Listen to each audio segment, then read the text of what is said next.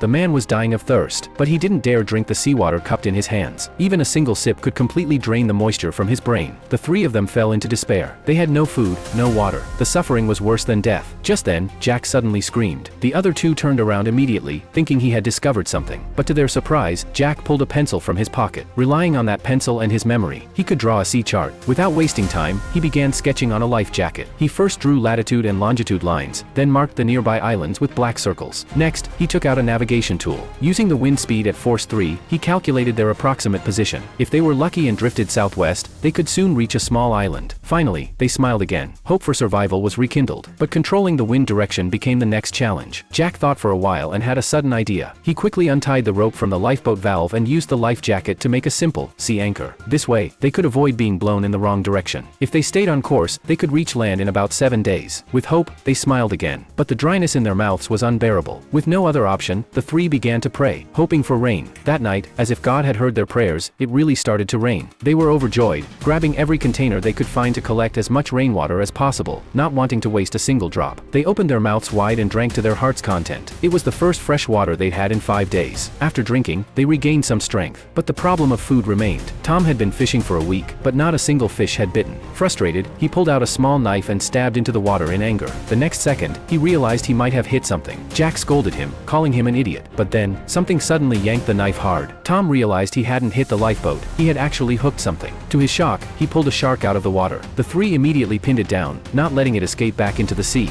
Jack grabbed the knife and stabbed the shark repeatedly until they were sure it was dead. Only then did they let go. They could finally eat raw fish. After filling their stomachs, they stuffed the leftover fish meat into socks for storage, planning to use it as bait to catch more. This way, they wouldn't run out of food again. Then they cleaned the bloody water off the lifeboat and let it flow back into the sea. But they didn't realize the trouble that would bring. Soon after, a group of sharks, drawn by the scent of blood, began swimming toward them.